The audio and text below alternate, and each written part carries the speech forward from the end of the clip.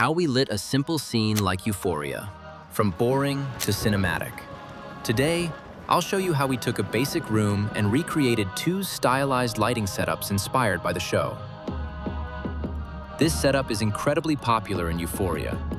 It's a visually interesting way to film a simple scene, like someone chatting on their phone. We started by analyzing the reference. A cool key light on the face mimicking a phone screen, with a nice catch light in the eyes.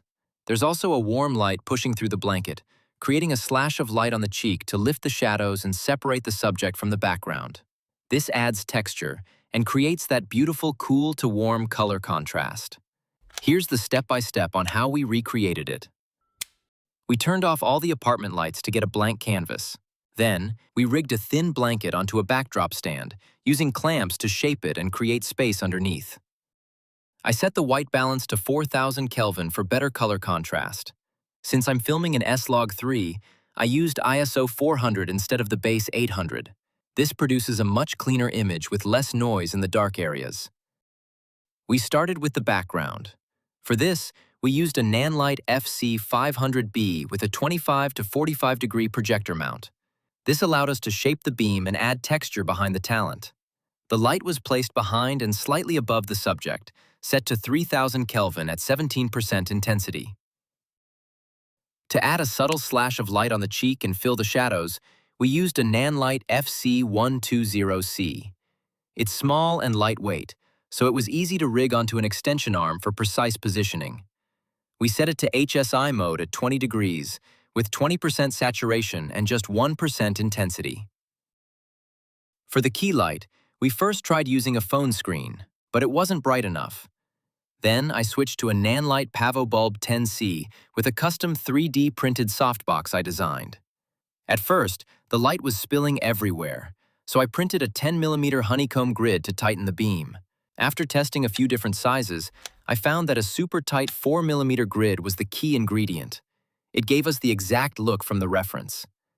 We set it to 166 degrees in HSI mode, with 45% saturation at 14% intensity.